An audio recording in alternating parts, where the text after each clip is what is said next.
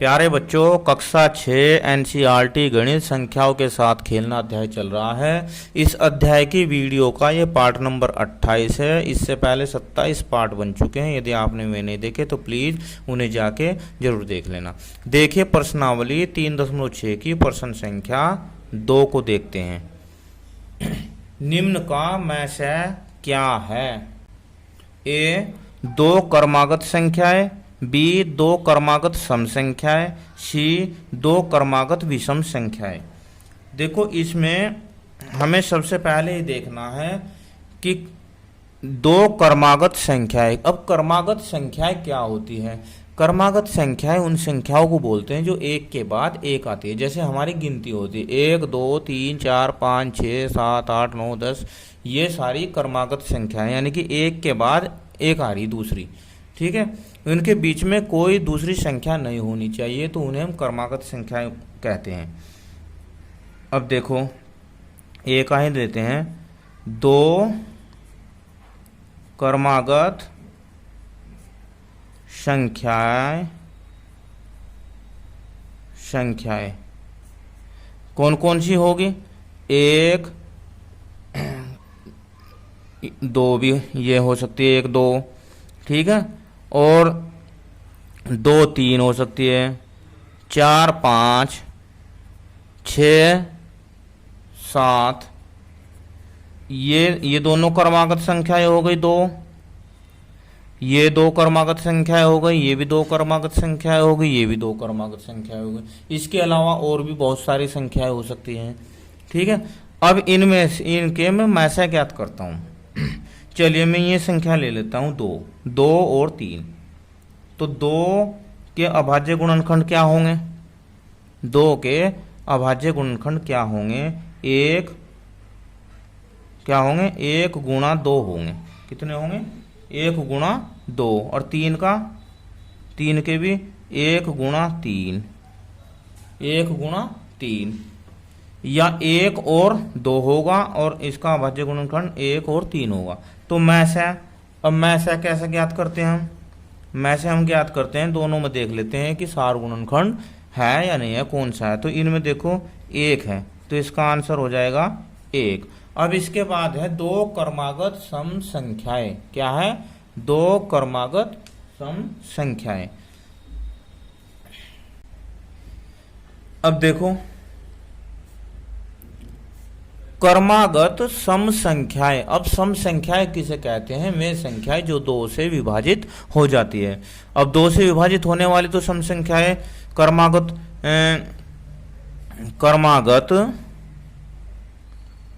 सम संख्याएं, क्रमागत सम संख्याएं 2 4 6 8 10 12 14 कहीं तक भी चले जाते हैं।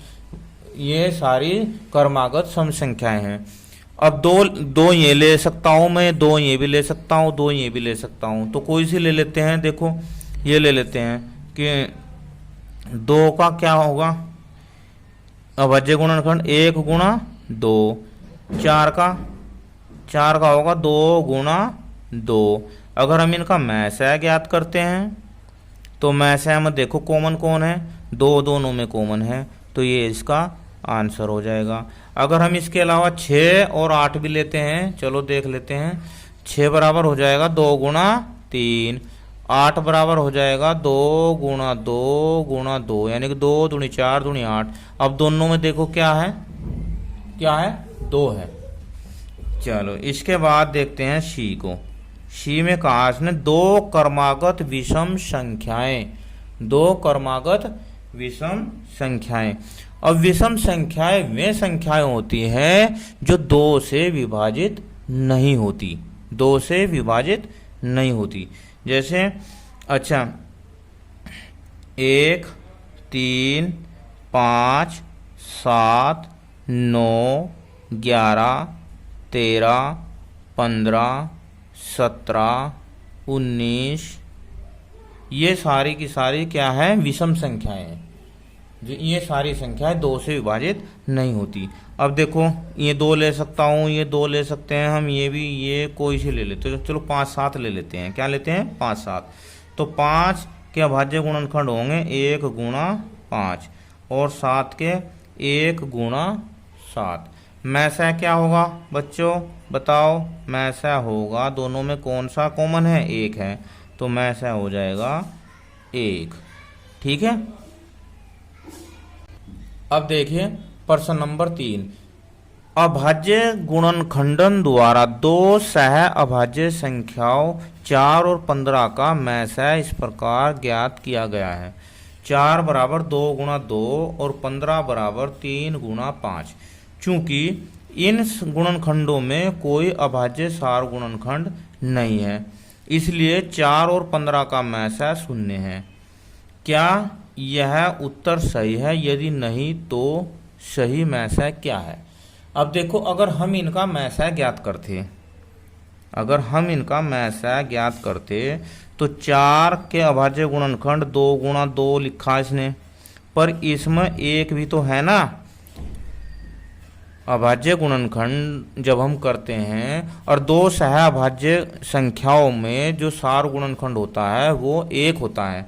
तो अगर हम 4 का अभाज्य गुणनखंड करते हैं तो 1 गुणा 2 गुणा 2, 1 दूनी 2 दूनी 4, और फिर 15 का करते हैं हम तो 1 गुणा 3 गुणा 5, ऐसे करेंगे।